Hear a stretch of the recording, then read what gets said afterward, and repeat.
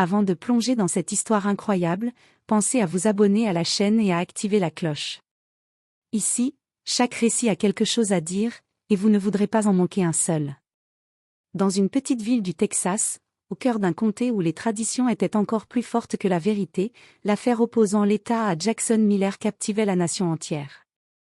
Jackson, un homme noir de 32 ans, mécanicien respecté dans son quartier, vivait une vie simple entre son garage familial et les matchs de baseball qu'il regardait avec ses neveux.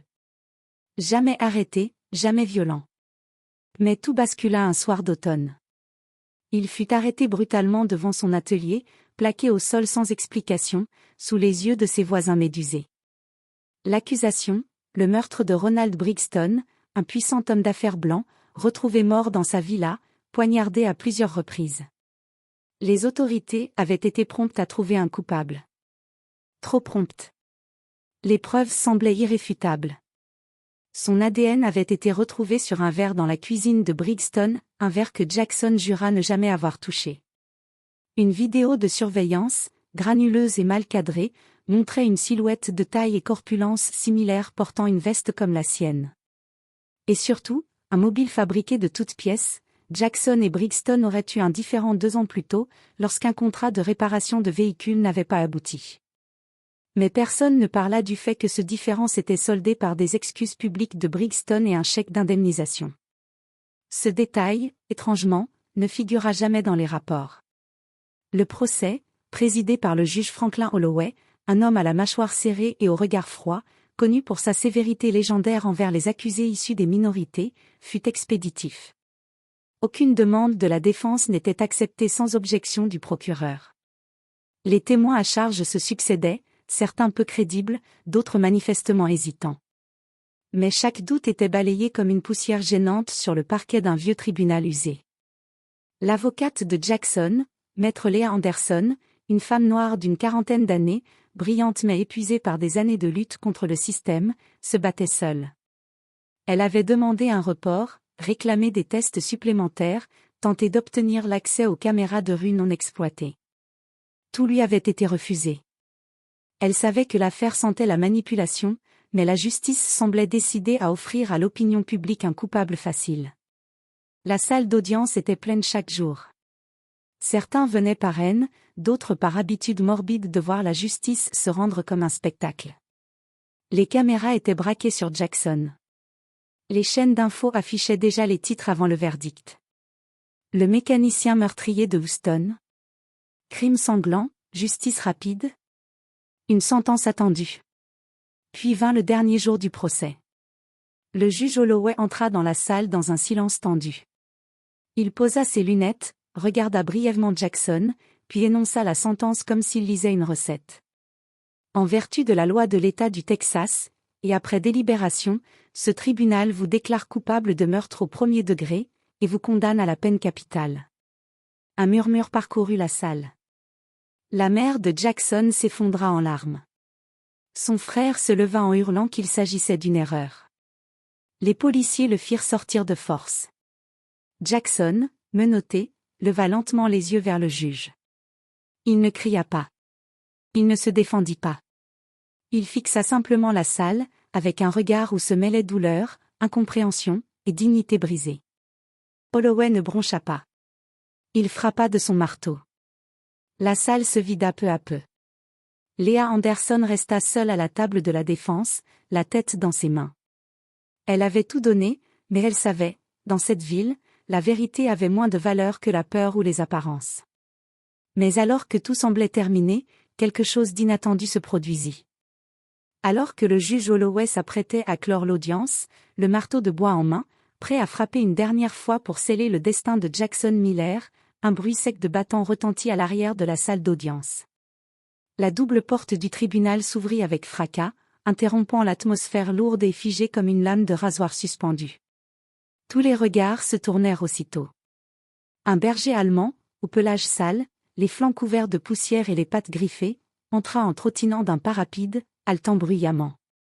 Son regard, vif et déterminé, balayait la salle comme s'il cherchait une personne précise. Dans sa gueule, un morceau de tissu déchiré, maculé de sang séché, pendait entre ses crocs.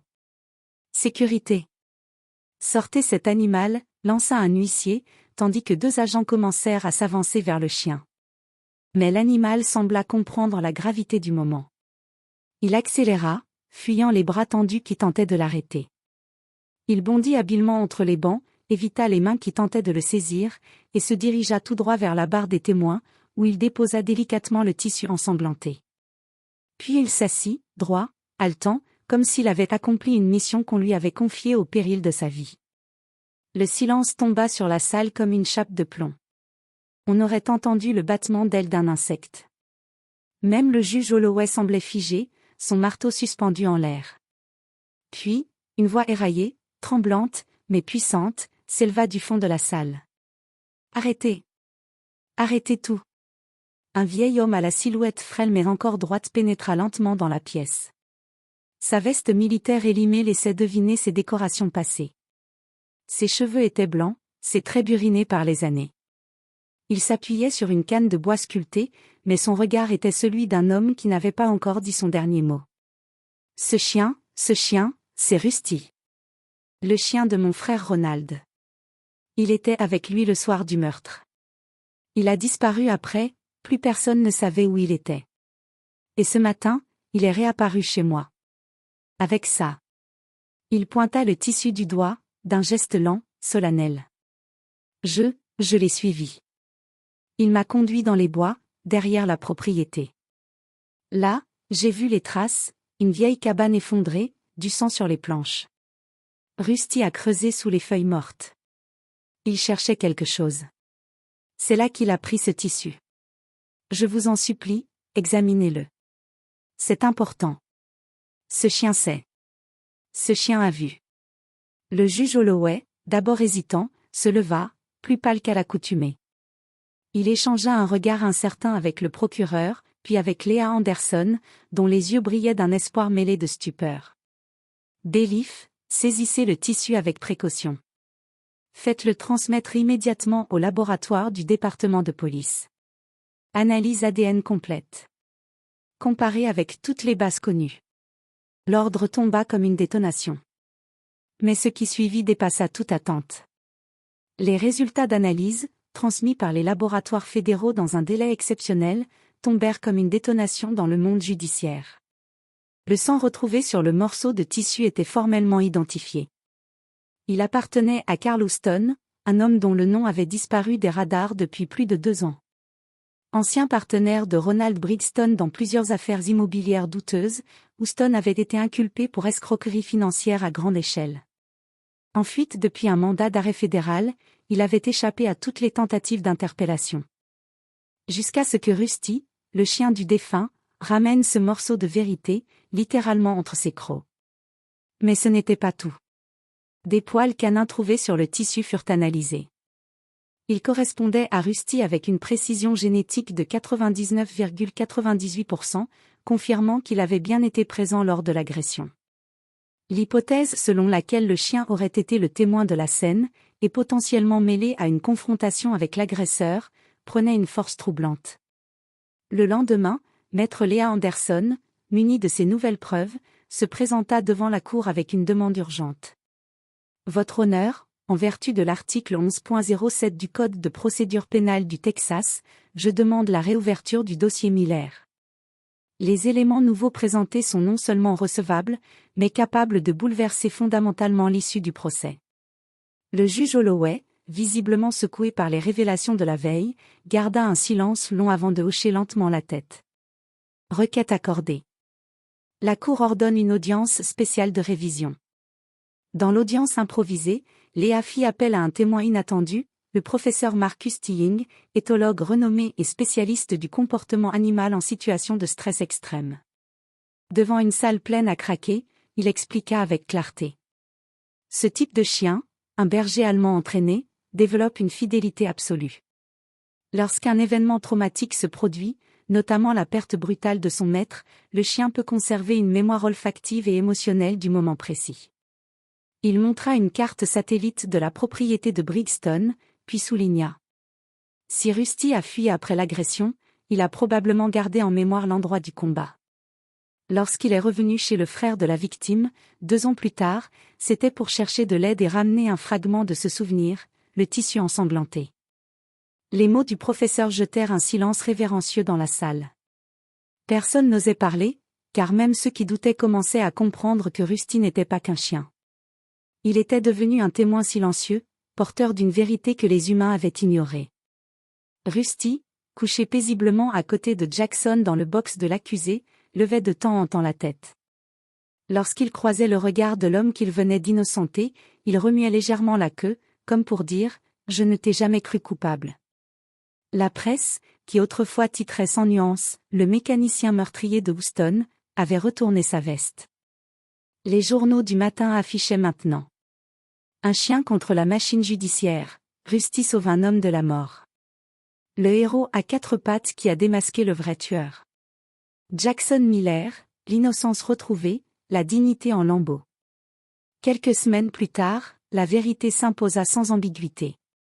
Jackson Miller fut officiellement disculpé, son casier intégralement effacé, et une enquête indépendante fut ouverte sur les pratiques du bureau du procureur ayant mené à sa condamnation injuste.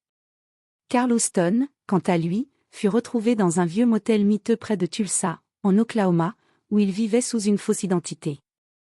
Alerté par la médiatisation soudaine de l'affaire, un citoyen anonyme reconnut son visage et contacta les autorités.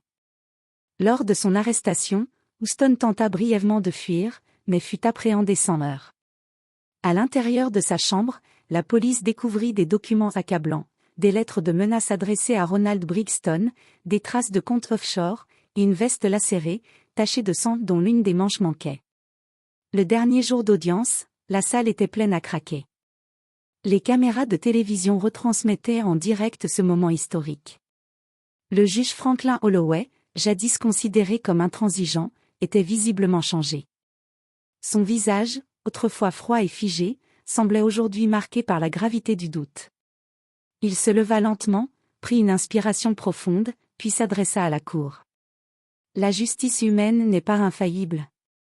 Nous avons tous appris, parfois à nos dépens, que la vérité peut être étouffée par les apparences, par les raccourcis, ou pire, par l'arrogance. Il marqua une pause, balaya la salle du regard, puis fixa Jackson Miller, debout dans son costume modeste mais droit, digne. Mais parfois, la vérité trouve un chemin. Et dans ce cas, ce chemin a pris la forme d'un berger allemand. D'un chien fidèle, dont l'instinct et la loyauté ont surpassé toutes nos certitudes. La salle entière retint son souffle. Monsieur Miller, au nom de la Cour, je vous présente mes excuses personnelles. Ce que vous avez vécu est une injustice grave, et je porterai la responsabilité de cette erreur pour le reste de mes jours.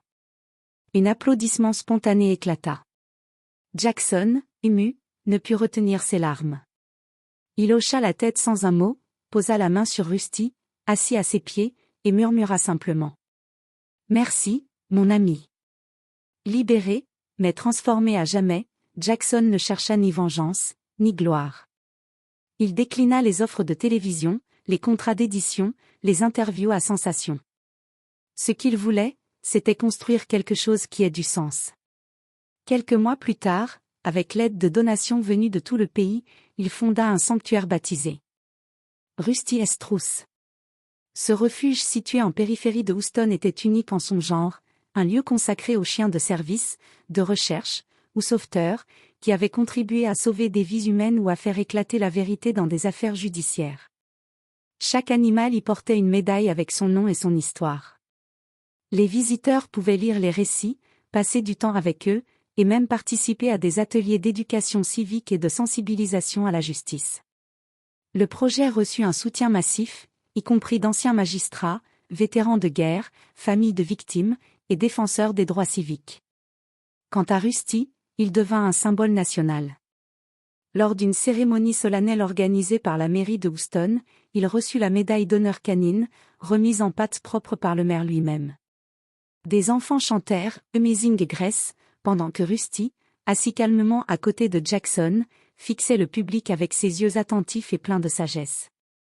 Il n'aboyait jamais pendant ces cérémonies, comme s'il comprenait la solennité du moment. Rusty passa ses dernières années entouré d'amour et de reconnaissance. Il courait dans les grands champs du refuge, jouait avec les autres chiens, et retournait chaque soir dormir dans la chambre de Jackson, comme pour ne jamais le quitter. Et dans le hall du refuge, on peut lire cette phrase gravée dans le marbre. Il a vu ce que nous n'avons pas vu. Il a parlé là où nous avons été sourds. Et il a sauvé un homme, simplement parce qu'il a refusé d'oublier. Merci, Rusty.